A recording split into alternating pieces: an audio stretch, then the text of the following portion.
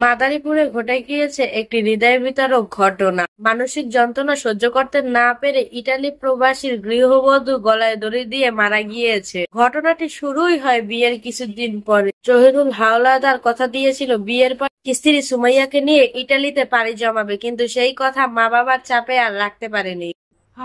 বিয়ের কিছুদিন যেতে না যেতেই সে তার দেওয়া কথা অস্বীকার করে এবং বলে কি, তোমাকে আমি ইটালি নিয়ে যেতে পারবো না, কারণ এই বিষয়টি মা ভালো চোখে দেখছে না।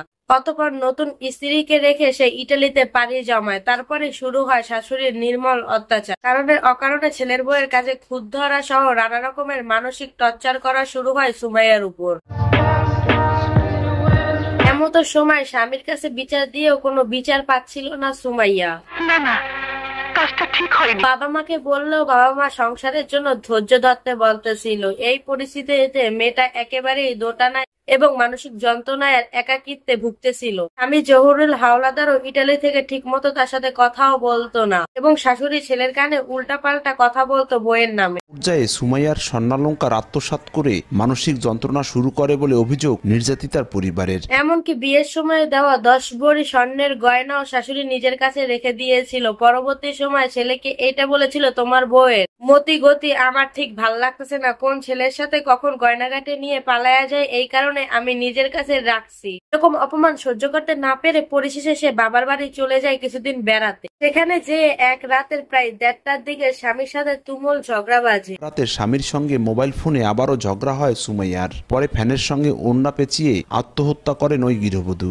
অবশেষে অভিমানে আর মানসিক যন্ত্রণায় মেয়েটি ফ্যানের সাথে গলায় দড়ি দিয়ে মারা যায়। রাত 3টার দিকে ইটালি থেকে জহুরুল হাওলাদার নিজের শাশুড়িকে কল দেয় এবং জানায়, আপনার মেয়ে 3 ঘন্টা যাবত কল ধরছে। পরে সুমাইয়ার মা তার ঘরে যেয়ে দেখে মেয়ের নিথর দেহটি ফ্যানের সাথে ঝুলছে। পরবর্তীতে এই ঘটনা নিয়ে এলাকায় চাঞ্চল্য সৃষ্টি হয় এবং সুমাইয়ার মৃত্যুতে তার স্বামী ইটালি থেকে তো আসেই না, তার ফ্যামিলির কোনো একটা মানুষ শেষবারের মতো সুমাইয়াকে দেখতে পর্যন্ত যায় না।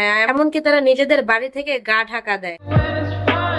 কতটা দুঃখ পেলে একটা মানুষ এইভাবে পৃথিবী ছেড়ে চলে যেতে পারে। বাংলার ঘরে ঘরে এখনো এরকম অত্যাচারী শাশুড়ি আছে, তারা ছেলের বউয়ের সুখ দেখতে পারে না, ছেলের বউকে হেনস্থা করার অপেক্ষায় থাকে এবং ছেলের কাছে ছেলের বউকে খারাপ বানানোর অপেক্ষায় থাকে। লাভ হইলো তার ছেলের বউকে এভাবে মানসিক যন্ত্রণা দিয়ে এই পৃথিবী ছাড়তে বাধ্য করার। তা আমি সত্যিই জানি না। এই ঘটনায় আজ আমি বাকরুদ্ধ হয়ে গিয়েছে। যাকে ভালোবেসে মা বাবার বাসা ছেড়ে তার কাছে গেছে, তার ফ্যামিলির এত অত্যাচার সহ্য করছে, সে তাকে শেষবারের মতো একবার দেখতে পর্যন্ত আসলো না। ছেলের পরিবারে খুশি আর মেয়ের পরিবারের তো দুঃখের শেষ নাই। একাধিকবার মেয়ে ডিভোর্সের কথা বলার পরেও তার বাবা মা তার সিদ্ধান্তে সম্মতি জানায় নাই। এখন তো তাদের মেয়ে দুনিয়া ছেড়ে চলেই গেল, এখন তার কিছু করারই নেই। আমরা সবাই এই একটা দাবিই করব, উক্ত ইটালি প্রবাসী এবং তার মার আর তার বোনের জানি উচিত শিক্ষা হয়। এমন হাজারো পরিবার আছে যেখানে মেয়েদের এভাবে টর্চার করা হয়, তারা জানি এদের শাস্তি দেখে ভয় পায়।